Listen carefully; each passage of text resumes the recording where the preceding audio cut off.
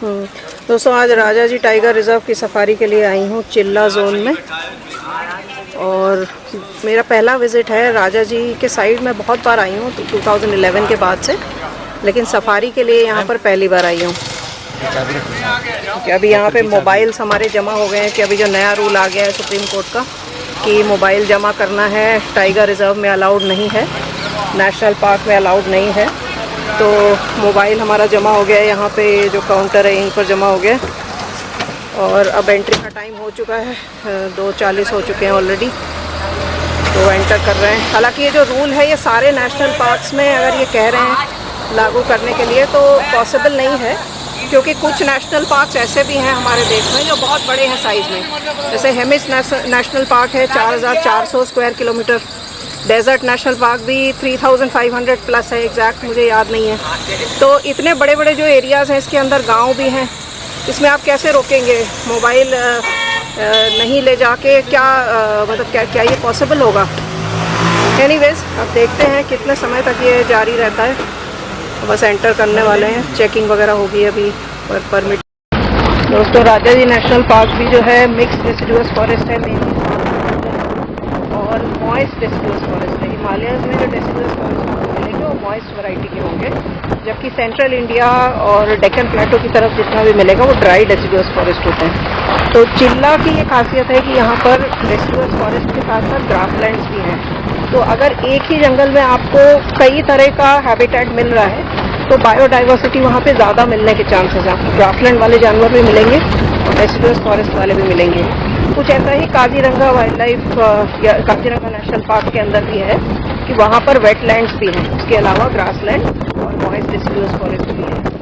तो काजीरंगा का भी बहुत ही रिच बायोडाइवर्सिटी है। तो इसी तरह से चिल्ला का भी बायोडाइवर्सिटी अच्छा है। और राजा जी नेशनल पार्क शुरू में प्रोजेक्ट एलिफेंट के तहत ये जो है एलिफेंट कंजर्वेशन के लिए इसको आइडेंटिफाई किया गया था 95 में, और इसको कहते थे शिवालिक एलिफेंट प्रोजेक्ट, जहाँ तक मुझे याद है। उसके 20 साल के बाद इसको टाइगर रिजर्व बनाया गया है। कि जाहिर सी बात है ऐसा तो नहीं है कि 95 और 2015 के बीच में यहाँ पे टाइगर्स नहीं रहे होंगे, क्योंकि कॉर्बेट से कनेक्टेड है। ये कॉरिडोर है जिसके थ्रू जानवर कॉर्बेट और राजा जी में आते जाते हैं, जिसमें हाथी भी है, टाइगर भी है, सभी जानवर जो माइग्रेट करते हैं। अभी आपको ओरियोल की आवाज़ सुनाई दे रही है बैकग्राउंड में, इंडियन गोल्डन ओरियोल जो होता है वो। या ब्लैक हुडेड भी है क्या? ये ब्लैक हुडेड है ना? हाँ, तो 2 वैरायटीज़ हैं। ब्लैक हुडेड ओरियोल अभी कॉल कर रहा था। तो जो मतलब टाइगर रिजर्व 2015 में इसको बताया गया। ऑलरेडी टाइगर्स थे उस समय, उसके बाद कुछ टाइगर्स कॉर्बेट से भी यहाँ पर ला के छोड़े हैं कि वहाँ से पॉपुलेशन काफ़ी ज़्यादा हो गई थी। अभी कितने टाइगर हैं यहाँ पे? 50 प्लस हो गए हैं अभी ना। मतलब लेकिन ये केवल एडल्ट वाले होंगे, सब एडल्ट तो पूरे राजा जी टाइगर रिजर्व में। तो अब जो नेक्स्ट टाइगर काउंट आएगा वो तो शायद 2027 में आएगा। अभी चल रहा है काउंटिंग, अभी चल रही है। लास्ट 2022 में आया था, तो अभी देखते हैं। और हमारे साथ ड्राइव कर रहे हैं और गाइड कर रहे हैं रेहान जी। आपका नाम रेहान है ना भैया? रेहान है। अच्छा, आप कितने साल से कर रहे हैं यहाँ पे काम? मुझे 13 साल हो गए राजा जी में। ओके, तो मतलब सिर्फ राजा जी में ही आपने किया है? जी मैम। ओके, तो आप लोगों की कोई ट्रेनिंग वगैरह भी हुई है इसमें क्या? जी मैम, ट्रेनिंग होती है मैम। और कितने समय की ट्रेनिंग आप करते हो? मैम लगभग 1 हफ्ते की होती है। अच्छा, ठीक है। तो आजकल एनिमल साइटिंग वगैरह अभी रिसेंटली आपने देखा कुछ यहाँ पर? मैम रैपर दिखी जाता है राजा जी में, टाइगर दिखने की पसंद करने जानते हैं। हाँ हाँ हाँ हाँ, ठीक है। क्योंकि राजा जी में ट्रेक के जो एक ही ट्रेक बना हुआ है, हाँ ट्रेक नहीं बने हुए, हाँ, क्योंकि थोड़ा राजा जी में टाइगर रहता है। ओके, गाड़ियाँ ज़्यादा चलती है। अच्छा अच्छा। और एलिफेंट एलिफेंट तो काफी आपने देखा अभी रिसेंटली? एलिफेंट तो रोज दिख जाते हैं, रोज ही दिख जाता है। इवनिंग में ज़्यादा चांस। अभी यहाँ बाहर भी हाथी का गोबर पड़ा हुआ था, जहाँ पे हम लोग रुके हुए थे ना बाहर अभी। अच्छा, पालतू वाले भी? हाँ, उनकी हाथी जो है, हाँ हाँ हाँ, सफारी वाले। हाँ, एलिफेंट सफारी भी यहाँ पे दोबारा शुरू हो गई है। हाँ हाँ, तो अभी चिल्ला की सफारी मैंने इसलिए चूज़ किया, इसका 2 ही रीज़न था। एक तो ये है कि इसमें बायोडाइवर्सिटी के हिसाब से बेटर है, क्योंकि अलग अलग तरीके का हैबिटेट मिलेगा। और ये पूरा लूप में है, मतलब जहाँ से आप स्टार्ट करते हो वापस घूम के आते हो, तो क्यू शेप में ये आ जाता है पूरा। तो अब देखते हैं आज हमारी किस्मत कैसी रहती है। अभी तो जस्ट शुरुआत हुई है। स्पॉटेड डियर है यहाँ पर। स्पॉटेड डियर के तो झुंड होते हैं काफी।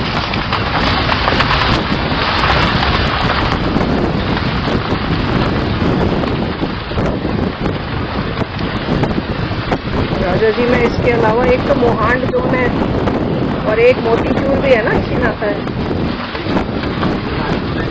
हाँ, कुल मिला के 4 ही है, 4 जोन है। और टोटल इसका एरिया कितना पड़ता होगा? 820 स्क्वायर किलोमीटर।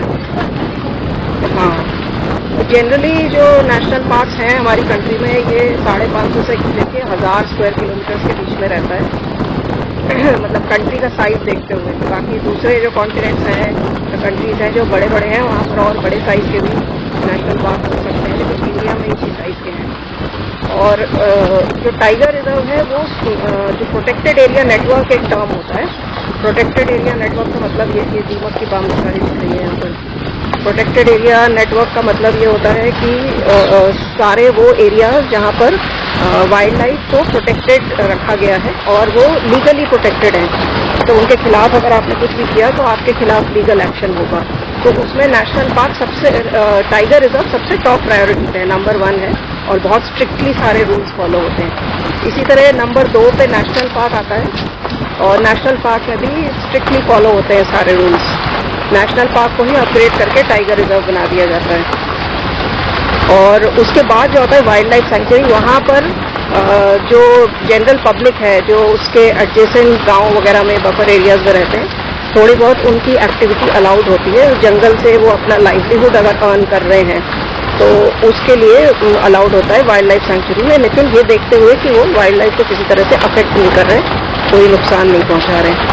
और इसके बाद आता है आपका कंजर्वेशन रिजर्व। जैसे कि अभी रिसेंटली मैं जोरबीड होके आई थी, तो वल्चर्स के लिए वो कंजर्वेशन रिजर्व बनाया गया है। तो इसी तरह और भी हैं इंडिया में बहुत सारे, आप चेक कर सकते हैं उसको। और सबसे लास्ट में आता है कम्युनिटी रिजर्व। कम्युनिटी रिजर्व में कोई प्राइवेट लैंड भी हो सकती है, सब कुछ प्राइवेट ओनरशिप भी हो सकता है या जॉइंट ओनरशिप, जैसे किसी गांव की ज़मीन भी हो सकती है जिसको कि डेजिग्नेट किया जाता है किसी पर्टिकुलर एनिमल या बर्ड के कंजर्वेशन के लिए। जैसे कि खींचन में है जो डेमोजल क्रेन्स के लिए बनाया गया है, बहुत छोटी सी जगह है, अराउंड 3 स्क्वायर किलोमीटर का ही एरिया है, लेकिन वो एक्सक्लूसिवली डेमोजल क्रेन्स के लिए रखा गया है, तो उसको हम कम्युनिटी रिजर्व कह सकते हैं। ये बैठा है जंगल आउलेट। देखिए अभी रिसेंटली मोरगट्टी में सफारी भी मैंने की थी, तब भी जंगल आउलेट दिखा था मुझे। ये जंगल आउलेट बैठा हुआ है। आउल्स मोस्टली नॉक्टर्नल क्रीचर्स हैं और रैप्टर्स में ही इनको इंक्लूड किया गया है, लेकिन दिन में भी ये दिखते हैं, ऐसा नहीं है कि आउल्स दिन में नहीं दिखते। तो यहाँ पर देखिए जंगल आउलेट बैठा हुआ है, बढ़िया। सामने ब्यूटी देखिए जंगल के, ये लाल रंग के कुसुम के पेड़ हैं, बाकी दूसरे जो पेड़ हैं हरे वाले, इनमें नए पत्ते आ गए हैं, बहुत ही खूबसूरत कलर्स दिख रहे हैं सारे।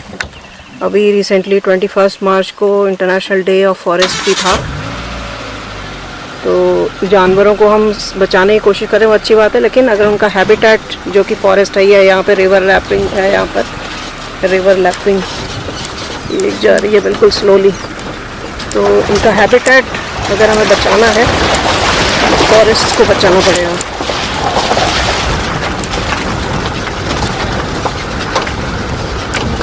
ये लैपिंग है, रिवर लैपिंग। गए फ्रेश दिख रहा है क्या? सुबह का। अच्छा, पग मार्क्स भी है यहाँ पे। बाकी लैपिंग्स की तरह रिवर लैपिंग भी जो है वो पर्च नहीं कर सकती, ज़मीन पर ही अंडे देती है, ज़मीन पर ही चलती है। और ये पग मार्क है यहाँ पर, क्योंकि गीली मिट्टी है ना, तो ये थोड़ा फैल सा गया है, लेकिन यहाँ पे गया होगा सुबह टाइगर। उधर से क्या हुआ है, पत्थर के ऊपर भी पैर लगा हुआ उसको, मिट्टी वाला। हाँ वो वाला, ठीक है। ये हाँ, इस पत्थर पे ये मिट्टी वाला पैर लगा है, क्योंकि इधर से आया है ना, मिट्टी पूरा उसके पैर में लगा है, उसके बाद उस पत्थर पे चढ़ा होगा तो उस पे दिख रहा है ये वाला जो पत्थर है।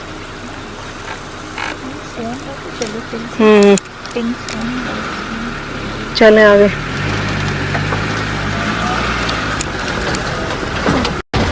ये देखिए, ये ग्रासलैंड है। अभी पानी की स्ट्रीम हमने क्रॉस की, उसके अराउंड ग्रासलैंड था और अभी आगे कंटिन्यू कर रहा है ये। इस पर बड़े पेड़ नहीं है इसके बीच में, लेकिन पीछे वो पूरा ट्री जंगल है, डेंस फॉरेस्ट है बिल्कुल। तो यहाँ पर ये पानी का एक और स्ट्रीम है, यहाँ भी आता होगा, पास में जाएंगे तो दिखेगा पानी उधर भी।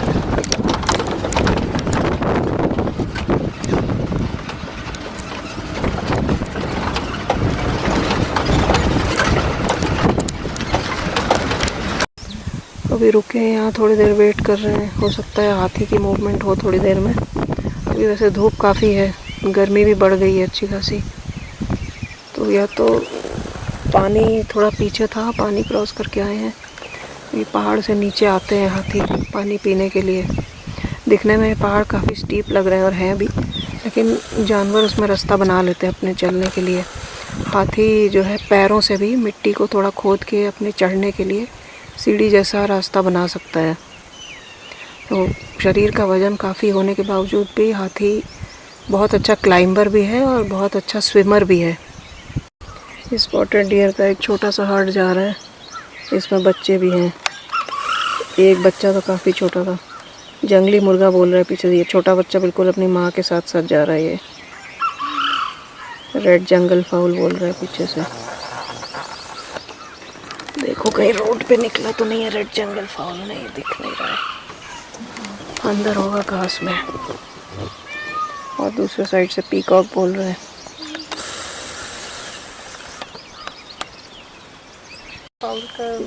यहाँ पर भी है स्पॉटेड डियर।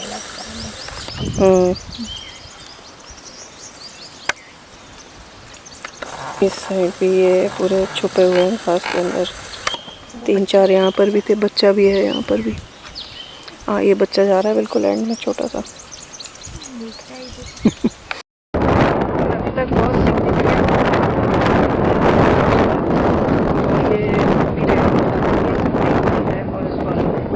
वरना यहाँ पे बहुत ज़्यादा लैंटाना थी पहले। सभी जंगल हमारे जो हैं, सामने स्पॉटेड डियर का एक और हर्ड है। छोटे छोटे हर्ड्स हैं, वैसे स्पॉटेड डियर के हर्ड 50 तक के भी हो सकते हैं, 50-60 भी हो सकते हैं। इसमें एक मेल भी है, सामने मेल है और बाकी फीमेल बच्चा और भी आ रहे हैं। पीछे एक और भी स्टैग है, 2 स्टैग और आ रहे हैं। इतनी ज़्यादा कि आप गिन भी नहीं पाओगे। एक 1000 का झुंड भी होता है। हाँ, बहुत बड़े बड़े झुंड होते हैं, जबकि सांबर छोटे ग्रुप में पाया जाता है। इनके वेलवेट चढ़ी हुई है। ये एंटलर्स हैं, जो सींग हैं वो हॉर्न नहीं है, एंटलर्स हैं, क्योंकि ये बड़े होते हैं। उसके बाद इसमें ब्लड सप्लाई होती है जो, और उसके बाद फिर ये इसको गिरा देते हैं मेटिंग सीजन कंप्लीट हो जाने के बाद। वैसे ही जैसे पीकॉक अपने पर गिरा देता है और बाद में ये फिर से उग जाते हैं। लेकिन जो हॉर्न होते हैं वो परमानेंट होते हैं, वो उतने ही साइज के रहते हैं हमेशा से, जैसे कि आपके बार्किंग डियर में हो गए, तो वो हॉर्न है। और जो लैंटाना के बारे में बता रही थी, ये हमारे सारे जंगलों को धीरे धीरे लैंटाना खाती जा रही है। और उसी तरह जो हमारी वाटर बॉडीज़ हैं, मैंने काफ़ी अपने वीडियोस में डिस्कस किया है इस इशू को। वाटर बॉडीज़ को जो वीड खा रहा है वो है वाटर हाइसिंथ, जिसको हिंदी में जलकुंभी कहते हैं। जलकुंभी के भी उन्मूलन की उतनी ही ज़रूरत है जितनी कि लैंटाना की। लैंटाना ज़्यादा बड़े स्केल पे है, इसलिए वो सबको दिख जाता है, लेकिन जो वाटर बॉडीज़ ख़त्म हो रही है उसका भी इफेक्ट ओवरऑल पूरे इकोसिस्टम पे पड़ता है। और उसका उन्मूलन अभी उतना मुश्किल नहीं हुआ है जितना कि लैंटाना को हटाना ऑलरेडी हो चुका है। ये इतनी रेजिस्टेंट हो चुकी है, बहुत कोशिशें करने के बाद भी नहीं हट पाती है। लेकिन वाटर हाइसिंथ अभी भी हटाने के लिए बहुत हमारे पास है ऑप्शंस, और उससे कुछ यूजफुल चीज़ें भी बनाई जाती हैं। मैंने कई वीडियोस में डिस्क्राइब किया है, उनकी लिंक भी यहाँ पे अटैच कर दूंगी, तो अगर आपने नहीं देखा है तो आप भी ज़रूर देखिएगा।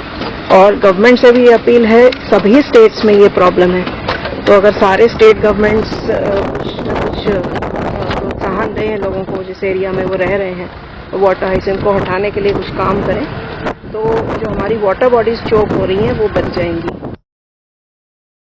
बाकी का जंगल रहता है वो किसी न किसी फॉरेस्ट डिवीजन में आता है।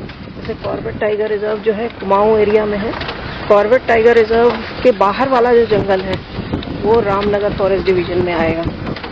वहाँ पर जो लोग वहाँ के लोकल हैं या आसपास के गांव में रहते हैं, वो अपनी आजीविका वहाँ गाँव जंगल से कलेक्ट कर सकते हैं, तो वो थोड़ी बहुत अलाउड होती है। लेकिन टाइगर रिजर्व के अंदर कोई भी अलाउड नहीं होता और वहाँ की कोई भी चीज़ ना वो लेके जा सकता है और ना कोई नई चीज़ वहाँ पे ला के रख सकता है जंगल में। उसी तरह अगर आप कालागढ़ टाइगर रिजर्व को देखोगे, वो भी कॉर्बेट का ही जंगल है, लेकिन वो लैंड्सडाउन वाले एरिया में आता है। तो कालागढ़ टाइगर रिजर्व के बाहर का जो जंगल है वो भी लैंड्सडाउन वाले एरिया में है। बर्ड्स की भी काफ़ी स्पीशीज़ है इस पूरे राजाजी वाले एरिया में। अराउंड 450 स्पीशीज़ है बर्ड्स की, जहाँ तक मुझे लगता है। यहाँ पर आपको एल्टीट्यूडल माइग्रेंट्स मिलेंगे जो गर्मियों में अपर हिमालयाज में रहते हैं, क्योंकि 4000 से लेकर 9000 फीट के बीच में उनका ब्रीडिंग ग्राउंड होता है। तो विंटर में आ जाते हैं नीचे, नीचे कहाँ आएंगे, शिवालिक में ही आएंगे, जो हमारा फुटहिल्स है उसमें ये राजाजी टाइगर रिजर्व होता है। तो यहाँ पर आपको एल्टीट्यूडनल माइग्रेंट्स मिलेंगे जो विंटर में हिमालय से नीचे आए हैं, अपर हिमालय से।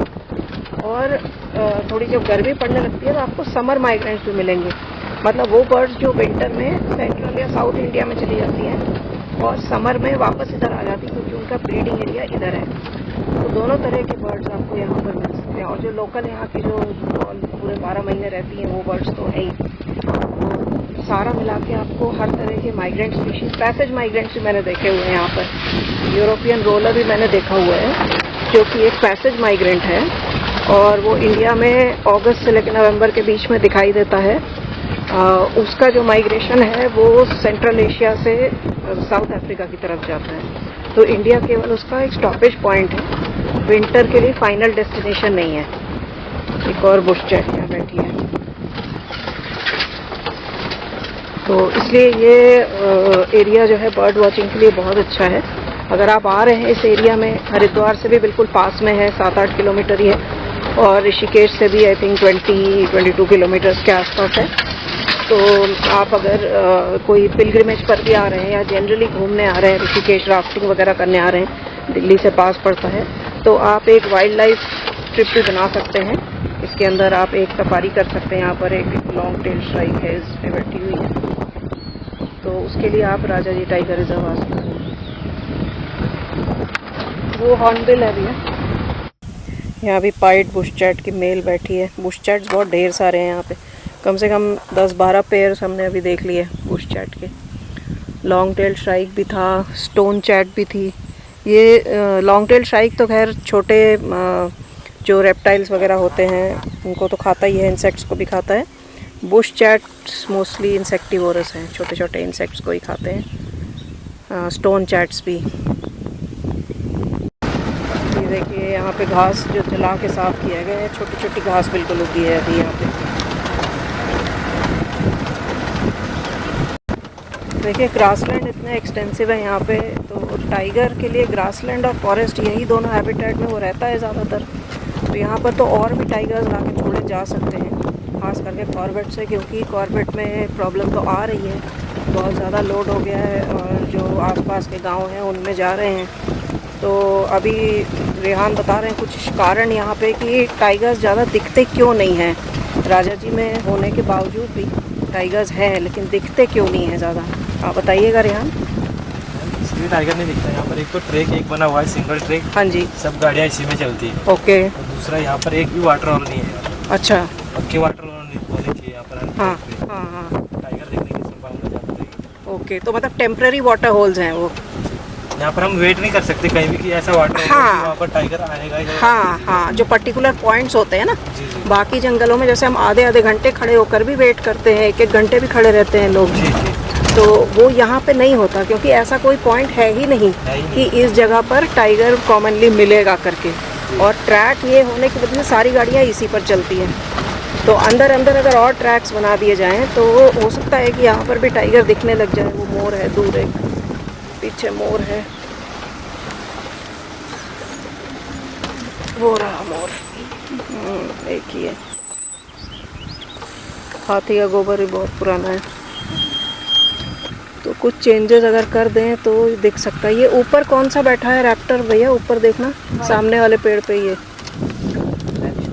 अच्छा, ब्लैक शोल्डर पाइट है। हाँ, ये ऊपर बैठा हुआ है ब्लैक शोल्डर्ड काइट होगा मोस्ट लाइकली, क्योंकि इसकी वाइट बॉडी दिख रही है। वही है, लाल आंखें हैं, ब्लैक शोल्डर्ड काइट है। हिंदी में इसको कपासी चील बोलते हैं, बहुत कॉमन है, हमारी एरिया में भी मिलता है। पीकॉक ने बोलना शुरू कर दिया उधर से। ये देखिए पगमार्क यहाँ दिख रहे हैं और ये फ्रेश ही लग रहे हैं।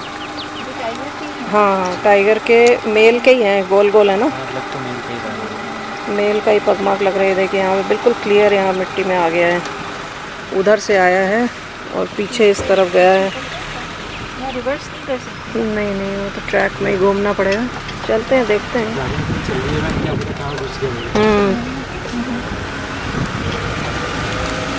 तो ये फ्रेश पगमार्क थे बिल्कुल। देखते हैं, किस्मत में होगा तो दिख भी सकता है। अब हम वापस वैसे ट्री जंगल में आ गए, ग्रासलैंड पीछे रह गए, पेड़ों वाले जंगल में ही आ गए हम। ये यहाँ पर कलीज पेजेंट, पहले फीमेल अंदर गई है, मेल अभी अंदर गया है। ये तुरंत भाग जाते हैं, बड़ी मुश्किल होती है इनको शूट करने में। ये क्रेस्टेड सर्पेंट ईगल यहाँ पे बैठा हुआ है, छुप के बैठा है, बिल्कुल डाल का कलर सेम है जैसा उसकी बॉडी का कलर है, सिर्फ जो हेड का मूवमेंट जब ये कर रहा है तब हल्का सा दिख रहा है। क्रेस्टेड सर्पेंट ईगल तो बहुत कॉमन है, बहुत दिखते हैं इस पूरे जंगल में अभी, लेकिन आज पहला ही दिखा है हमें। अब पहाड़ी वाले ट्रेल पर हम चल पड़े हैं, मतलब इसमें फ्लैट प्लेन्स भी हैं, ग्रासलैंड्स भी हैं और पहाड़ भी हैं। तो अब ये पहाड़ वाले इस पे हम चल पड़े हैं, जो इसमें पहाड़ वाला जो ट्रेल है, इसमें किसी भी मोड़ पे कहीं भी कुछ भी मिल सकता है।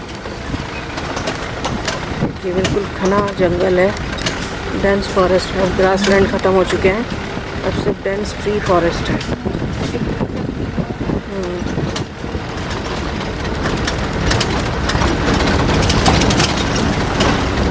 सांबर डियर का बच्चा जा रहा है यहाँ पे, फीमेल भी होगी यहीं पर ही कहीं पे। सांबर तो छोटे ग्रुप्स में ही पाए जाते हैं, 2 या 3 होंगे, अगर मेल भी होगा साथ में तो 4 होंगे। ये देखिए जैसे एनिमल ट्रैक है, इस पर से हाथी भी उतर के जा सकते हैं पहाड़ से, डियर वगैरह भी फॉलो करते हैं इसी ट्रैक को। तो बार बार जानवरों के आने जाने से ये ट्रैक बन जाते हैं अपने आप, और हाथियों का सबसे ज़्यादा योगदान होता है इसके अंदर।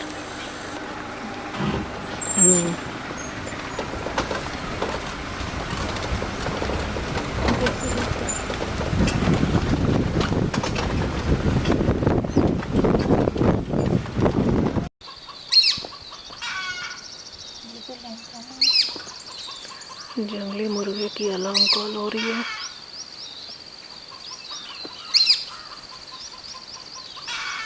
यहाँ पर देखिए लैंटाना है, काफ़ी सारी लैंटाना है।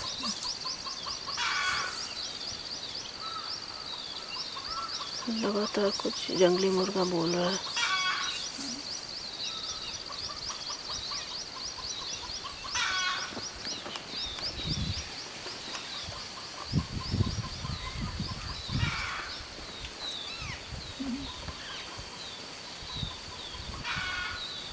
पीछे भी गाड़ी है क्या अपने? नीचे आ रहा था, पीछे गाड़ी है क्या?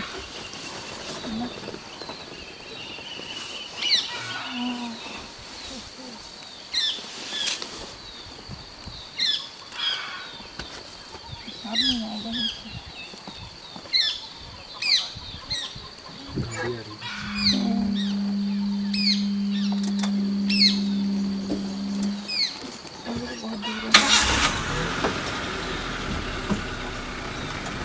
आगे बढ़ा रहे हो कि पीछे भी एक गाड़ी है, यही प्रॉब्लम है। जंगली मुर्गा वो देख रहे हैं। हाँ ये है वो जंगल फाउल जो कॉल कर रहा था। जस्ट दीमक की बॉम्बे के पीछे है।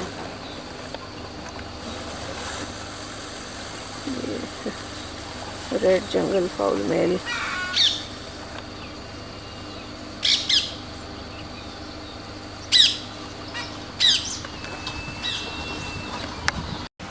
ये कॉमन किंगफिशर देखिए, ये रिवर किंगफिशर है, तो एक्सक्लूसिवली बहते पानी के पास ही रहता है और मछली ही खाता है। मछली या जो छोटे वाटर के क्रस्टेशियंस वगैरह होते हैं। जबकि जो ट्री किंगफिशर हैं, जैसे हमारा वाइट थ्रोटेड किंगफिशर बड़ा कॉमनली मिलता है, या स्टॉक बिल्ड, ये ट्री किंगफिशर्स हैं, ये रेप्टाइल्स को भी खा लेंगे, छिपकली वगैरह खा लेते हैं, इंसेक्ट्स भी खा लेते हैं। इनफैक्ट यही सब ज़्यादा खाते हैं, फ़िश तो ये खाते ही बहुत कम है। लेकिन pied Kingfisher, crested Kingfisher, common Kingfisher, ये सब आपके एक्सक्लूसिवली रिवर किंगफिशर हैं और फ़िश ही खाते हैं।